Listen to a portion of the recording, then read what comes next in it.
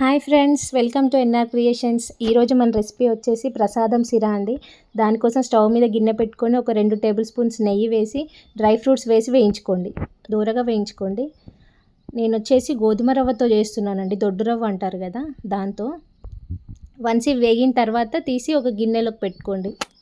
ఇప్పుడు అదే కడాయిలో మనం ఒక గ్లాస్ రవ్వ తీసుకుంటున్నాను నేను. ఒక గ్లాస్ రవ్వ తీసుకొని దాన్ని దూరగా వేయించుకోండి. మాడిపోనివ్వకండి, కొంచెం మాడిపోతే కనుక అంత టేస్ట్ బాగుండదండి. కాబట్టి మంచి అక్కడే ఉండి వేయించుకుంటూ సిమ్లో పెట్టి వేయించుకోండి. చూడండి, ఈ టైప్లో అయిన తర్వాత వేరే ప్లేట్లోకి తీసుకోండి దాన్ని. దాని తర్వాత అదే గిన్నెలో 1 గ్లాస్ రవ్వ తీసుకున్నాం కాబట్టి ఎగ్జాక్ట్లీ 1కి 3 గ్లాసుల వాటర్ పడతాయండి. అది పర్ఫెక్ట్ అనమాట. మీరు ఈవెన్ ఉప్మా టైప్లో చేసుకున్నా కూడా ఇదే రవ్వతో సేమ్ మెజర్మెంట్ అనమాట. 3 గ్లాసెస్ వాటర్ తీసుకొని అవి బాగా మరిగించుకోండి. అవి కొద్దిగా మరగడం స్టార్ట్ అయిన తర్వాత ఒక 2-3 ఇలాచీలు దంచి వేసుకోండి అందులోనే. వేసి ఇప్పుడు మనము వేయించి పెట్టుకున్న రవ్వ అందులో కొద్దిగా యాడ్ చేసుకుంటూ కలుపుకోండి. వన్స్ అది కొంచెం ఉడకడం స్టార్ట్ అయిన తర్వాత మీడియం టు లో ఫ్లేమ్లో పెట్టుకొని మనం మూత పెట్టుకొని కొద్దిగా ఉడికించుకోండి. ఫుల్లో పెట్టకండి. చూడండి, ఈ టైప్లో ఉడికిన తర్వాత ఈ వాటర్ అంతా కూడా అబ్జర్వ్ చేసుకునేంత వరకు కూడా ఉడికించుకోండి సిమ్లో పెట్టేసి. ఓకేనా?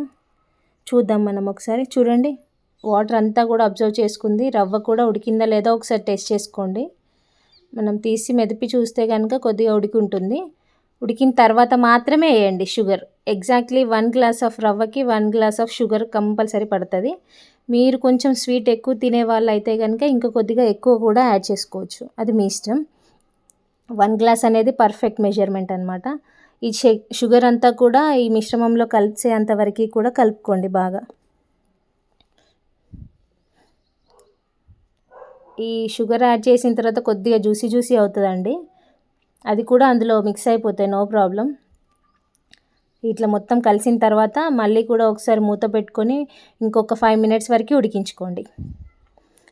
చూడండి, షుగర్ సిరప్ అంతా కూడా మంచిగా పట్టుకున్నది రవ్వకి కూడా. ఇప్పుడు మనం వేయించి పెట్టుకున్న డ్రై ఫ్రూట్స్ అందులో యాడ్ చేసుకోండి.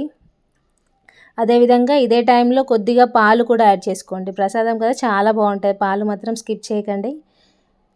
పాలు యాడ్ చేసుకొని మళ్ళీ మంచిగా కలుపుకోండి.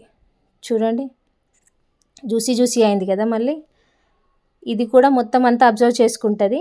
సిమ్లోనే పెట్టేసి మూత పెట్టి ఉడికించుకోండి ఇంకొక 5 మినిట్స్ వరకు. చూడండి, టేస్టీ ప్రసాదం సిరా రెడీ. చూడండి, వాటర్ అంతా కూడా అబ్జర్వ్ చేసుకుంది. చాలా బాగుంది కదా. మీరు కూడా మీ ఇంట్లో ట్రై చేయండి. ఎలా ఉందో నాకు కామెంట్ చేయడం మాత్రం మర్చిపోకండి. Thank you for watching. Please do subscribe my channel. Thank you.